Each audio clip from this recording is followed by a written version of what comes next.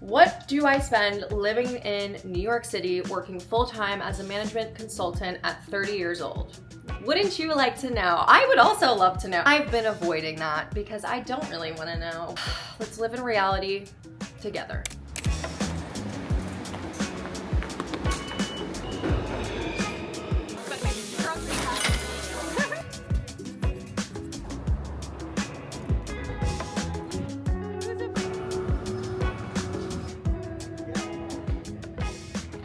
How is it that every New York City influencer, especially like the corporate tech vloggers, somehow have like the most disciplined, perfect spending habits? I lost the memo for that because I'm definitely a bit more of a spender, if you will. I do love watching these types of videos, but most of the time it ends up making me feel kind of like shit. It seems like all these people in New York City are really good with their money and are so diligent about cooking from home, not buying frivolous things, never buying takeout. I aspire to be that way. But in reality, that is not how I operate on most occasions. So I wanted to show my take on realistic spending in a week here. As I've gotten older, to be fair, in my later 20s, I have gotten more mindful about my spending. But for the most part, I definitely sometimes feel a little bit behind when I see all these other vloggers. In reality, there's probably a ton of people just like me. It's really hard to not be trapped in consumerism, especially in a city like New York where trends are always changing, you're always out and about doing things. So I just wanted to show like the realistic view of what someone like me spends. So when it comes to talking about what I spend on a weekly basis, we need to start with a few of my fixed costs. My main fixed costs are my rent, my gym membership, utilities, and various other subscriptions. I'm not gonna cover my subscriptions in this video just because most of them are small fees and they're per month. So if I split it up per week, it's pretty nominal. But let's start with my rent because that is definitely the largest expense and the one that makes me want to. I have one roommate and I live in Manhattan. I pay $3,000 a month. So per week, this comes out to be $750. Utilities kind of fluctuates, as you probably know, but we are lucky to have gas heaters here and our gas is included. So our utility bills have been pretty low lately. Our most recent bill was around $151 and we split our utilities down the middle. So I pay around $25 a week and then Wi-Fi costs us about $50 a month and we also split that down the middle. So per week that's costing me $12.50. I use Gym Pass through my job and I pay $60 a month for my membership. That comes out to $15 a week. And I want to include my Rent the Runway membership because that is a larger subscription. I pay $144 a month for that, and that comes out to $36 a week. Those are all my fixed costs. I know some people are probably gonna be like, what the fuck? I can't even believe you paid $3,000 to live in New York City. I know. I don't know why I'm here. I don't know. Oh, I work here. And so this is a sunken cost that I have already come to terms with, and it's what I've decided I'm willing to pay. Everything else is a variable cost. I will show you everything that I buy on the day-to-day and everything that I buy online each day. Hopefully that's not every day. And then at the end, we will go over all of the totals to see what my weekly spend came out to be. So let's get into the video.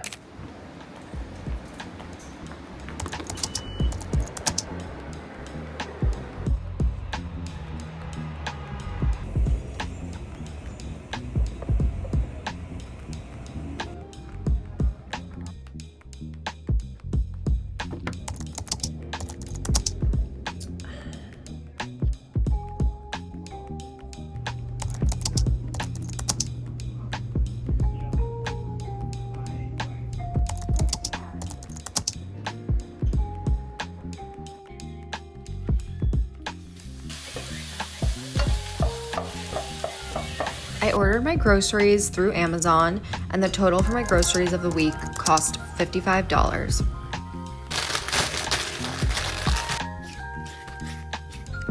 I cooked the whole pound of ground beef and stored half of it, so I was able to eat it for lunch on a different day this week.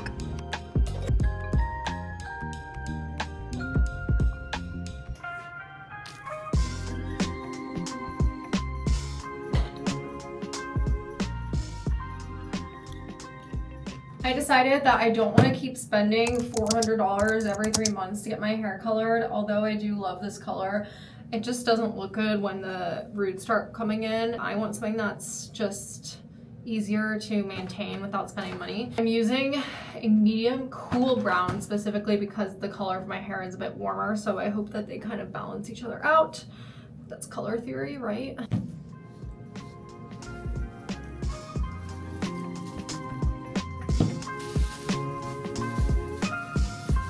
Oh, fuck.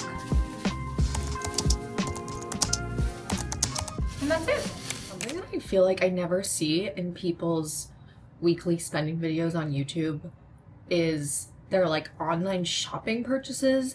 I understand that some people might be really responsible and really aren't buying much online, but I'm not. I'm a normal-ish person with a normal spending maybe bad spending habits. It's not to say that I'm irresponsible, like I don't have any debt or anything like that. I'm just out here being a girl. I'm just a girl. I got my Sephora order in. I have these two that I know are must-haves, like I'm not gonna return them. Ooh, there's something just so fresh about this. It's like, the two other things that I bought that are kind of like up in the air are the Hourglass Skin Tint and the Say Dewy Blush. So let's see how much I spent on these in total. This order was $141.54. How much was this on its own? This was $50. I don't think I'm gonna keep this, to be honest, because it's tiny. Logically, in my head, I do know that these luxury Sephora makeup brands, they're all the same as the drugstore ones. I get it. But there's just something about getting like a new makeup product at Sephora. It feels like self-care. It's the presentation. And I hate that I buy into that, but I just do sometimes. But yeah, sometimes when I see people's videos on here, especially other girls in New York, I'm like, do you buy anything? Is it just me? Or like it's extremely hard to not want to buy new clothes, new makeup, and all these things because everyone in New York is always flaunting around like the newest of everything, and the fashion here is incredible. I feel like sometimes I just never see anyone mention it. And I mean, I'm sure they're not doing it intentionally. Maybe they're also really responsible because I have been watching a lot of like career influencers, but that's kind of like aspirational to me. It's not realistic. I do think Ms. Hourglass has gotta go because I don't think this isn't really doing that much for me.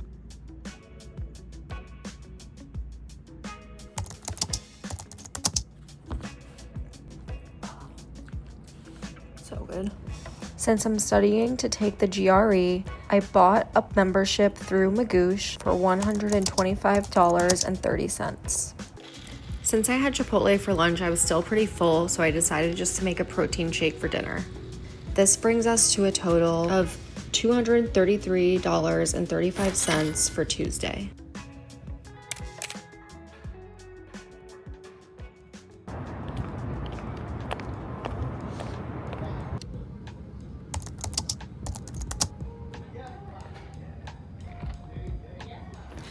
On my way home from work, I stopped at Walgreens because I did need to rebuy my mascara.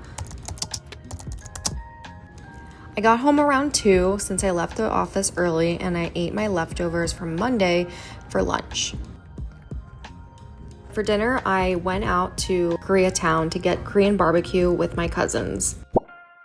This restaurant ended up being on the pricier side, but it was incredible. I'm just not a big foodie, so I don't find myself going out to expensive dinners that often. This was a nice little treat, and the grand total for Wednesday is $110.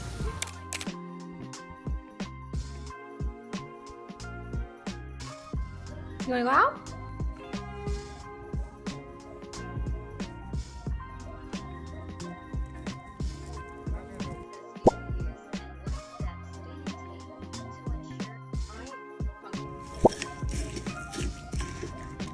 Honestly, when I'm working from home, I don't end up spending that much money unless I'm buying something online. I got an email that a couple of my Amazon orders arrived, and this was a total of $83.78. I forgot to record, but I ended up ordering Thai food for dinner from a place called Soother. This was $25. And the total for Thursday was $108.78.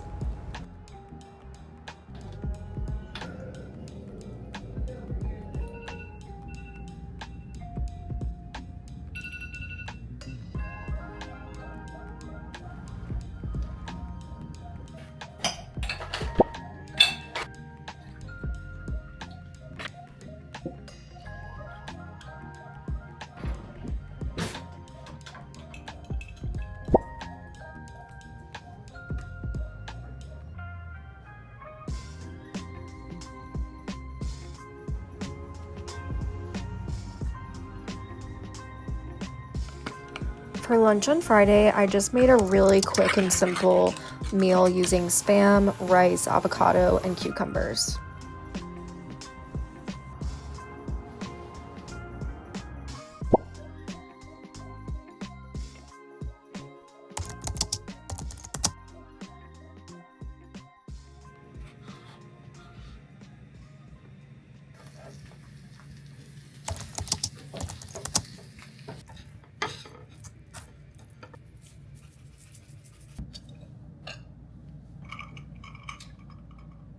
Good morning! It is Saturday. Last night I stayed in actually, and we had some people over to watch March Madness. The only spend that I had was $25 on food. Today I actually plan on studying for a couple hours, then probably going to the gym. For tonight, my friend's actually having a bunch of us over and barbecuing for us, so that covers dinner. The group of us are probably going to go to some bars afterwards, but I won't really stay out very long just because tomorrow I have an all-day take-home assignment for one of the roles that I'm interviewing for within Fang. And apparently it takes pretty much all day, so I can't really go too crazy tonight. Tomorrow I will just be super busy with that. Usually when I go out on the weekends, my boyfriend covers our bar tabs, so I don't usually pay for my drinks as an expense. That is definitely something that saves me some money for sure, and I know not everybody has a partner who's willing to do that, or maybe they're in a relationship that is more 50-50, but for us, that's how we work. Yeah, so on the weekends, I actually don't have like a higher spend, I guess I would say, than like during the week. I also typically only really go out like one night on the weekend, so either Friday or Saturday. So let's go over my Monday through Friday spend. So my fixed costs every week comes out to $838.50. And on Monday, our total was $89.68. Tuesday was a more expensive day. That was when I also got my Sephora order. So that was $233.35. Our Wednesday total was when I went out to Korean barbecue, and that was $110. Thursday was $108.78. And then the total for yesterday was $25. So for Monday through Friday, my total costs were $1,405.38. So just out of curiosity, let's multiply this by 4. It comes out to $5,621.24. And that would be a hypothetical cost of an entire month with this type of weekly spending. So this has been really interesting for me just because I haven't really broken down my spending in this way, like per day. Seeing the $5,621 as my monthly average spend, I'm not surprised actually, since my rent is $3,000. It's not as bad as I was expecting it to be, but of course it's a ton of money and there's always ways that I can improve with my spending habits. It is personally sustainable for me, and if you want to see a video where I break down what I make and how much I save, etc., then I can do that. But I hope that this gives a look into like a more average person's spending habits. I know there's so many people on here that are incredibly disciplined at saving, and I'm sure they live in New York spending much less than me. But yeah, that's what my week looks like, and I'll see you in the next video.